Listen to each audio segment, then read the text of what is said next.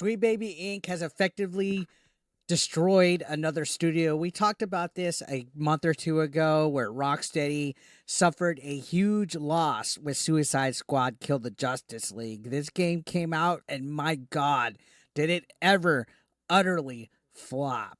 You think with a franchise like the Suicide Squad and Batman and Rocksteady Studios on it, we would have gotten something great like what Rocksteady Studios had in the past with the Arkham series.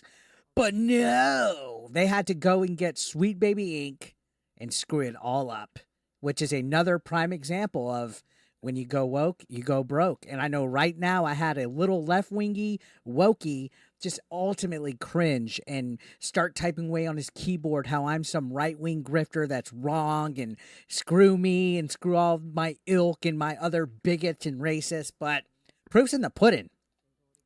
Rocksteady literally suffered a $200 million loss at the failure of Suicide Squad. And I already know the excuse was, oh, it's because the game was badly developed. The servers were a big problem. The missions were boring. The gameplay loop sucked.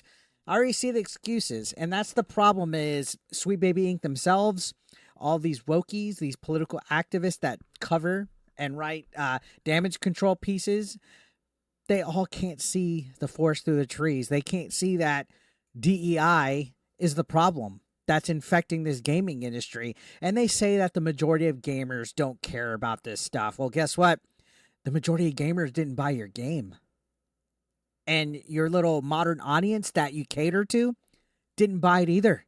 This game flopped, just like Concord and Dustborn did this week. This modern audience does not show up to support any of this activism in video games or even movies and TV at that. The Alkalite just got canceled, no season 2. So why do companies like WB Games, like Rocksteady, like Ubisoft continue to maintain this, sword that they're going to die on, this DEI hill that they're going to die on, instead of actually doing what they're supposed to do, and that's make video games? You have DC Comics, a comic book franchise that should be making you feel immersed with these characters that have been around for years, decades even. But instead, you're focused on woke ideologies and political narratives and all this other bullshit. And if WB Games or Rocksteady didn't cave in to, Sweet Baby Inc., they would have been extorted, allegedly, like the whole story with Black Myth Wukong where Sweet Baby Inc. allegedly tried to extort them for $7 million. They told them, no, we don't comply. We don't want your woke nonsense. And the rest is history. IGN and Rebecca Valentine wrote that hit piece on Black Myth Wukong that backfired in their face, caused a total Streisand effect. Black Myth Wukong, over 10 million copies sold. That studio set for life after their first game.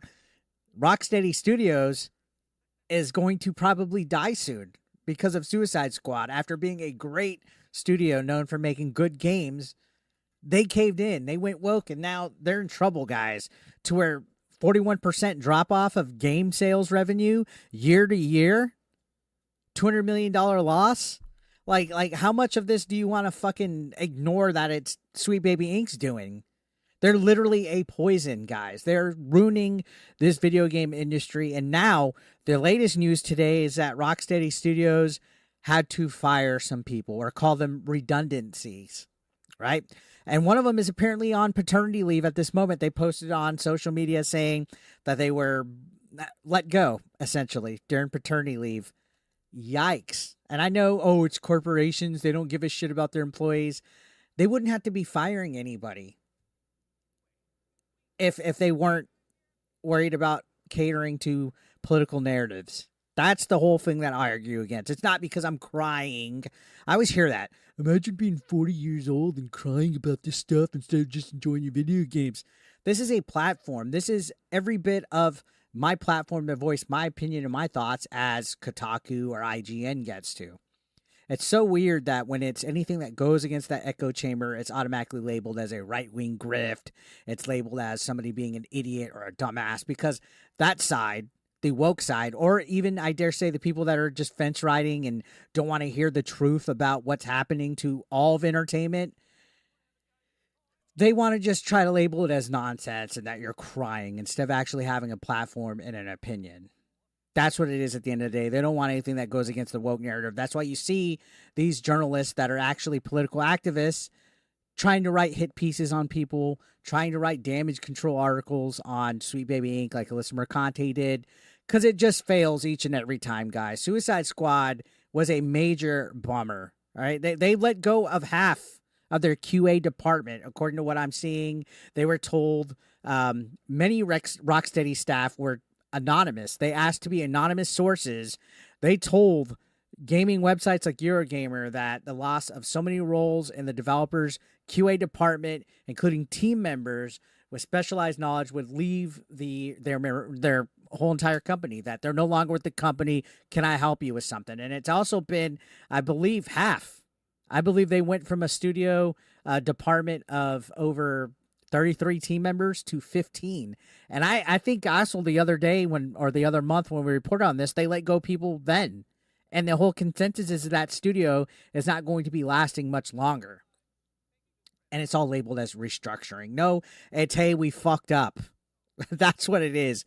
The sooner that video game companies realize that Sweet Baby Inc. is a literal poison, it's toxic, it's not good for your efforts, the better it will be. Look at Black Myth Wukong, like I said. They sold over 10 million units.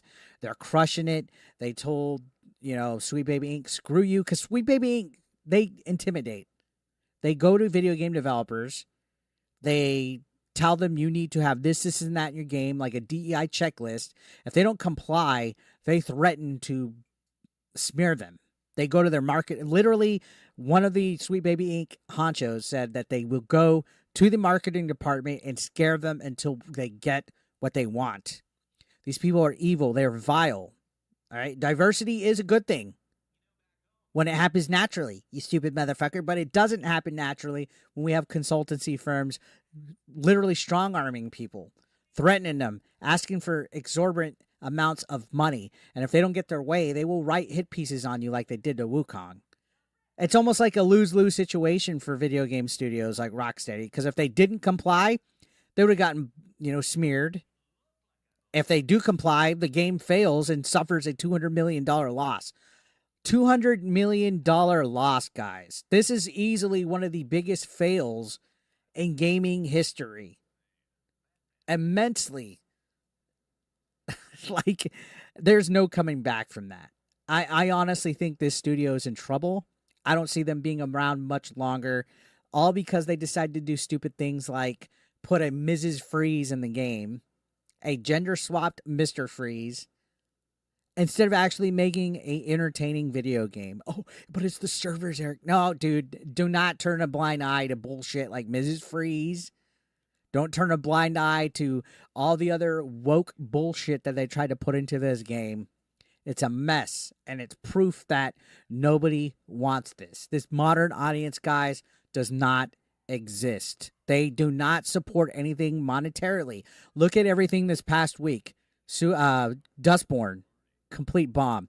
Concord, complete bomb. These they don't even have 100 players playing at this moment on either one of those games. Star Wars Outlaws came out already receiving huge mixed reactions because these guys aren't focused on entertaining us. They hate gamers, guys. These companies like Sweet Baby Inc. hate video gamers. They instead want to, for some reason, focus on video games to spread their bullshit. I have no idea why. Evidently, they're making a lot of money because a lot of studios are complying. We're seeing a lot of weird, I guess, diversity efforts being put forth by all of these companies. Like, they're doubling the fuck down now. For whatever reason, I don't know. I think that if you feel you have to have a safe space in your video games, you have to feel represented and feel like you can relate to the character, that's a little narcissistic and retarded, in my opinion. What can you do, though, right? How many more studios have to lose 41% of game sales revenue and $200 million on just one fucking game before people realize that Sweet Baby Inc. is not the way to go? Can somebody answer that to me truthfully? And how many more people have to get fired on paternity leave? How many people have to be let go in redundancy because of restructuring? there's a problem here. And a lot of times people are like, dude, you're 41. Why are you crying about that? This is my platform just as bit as every much as it IGN's, Kotaku's, where they could spread their left wing message. I'm a right wing grifter just because I'm going against that echo chamber. And then the worst are the people who turn a blind eye to it. Dude, just play the video game. Does it fun? What is it? No, because you give these people an inch, they will take a mile, guys. You think it's cringe now with the whole woke ideologies being promoted and what we're seeing? Just wait until they have a lot more power on that. It's going to only get worse. More studios are going to be closed down. More movies and TV shows are going to be canceled. We're going to have like North Korea style entertainment eventually because these guys are going to ruin it all for us, guys. It's not just some kind of weird loony MAGA fucking train of thought. All right. These studios are failing immensely. So I'm going to leave it there, guys. Let me know what you guys think. Subscribe if you're brand new. I'll see you on the next one.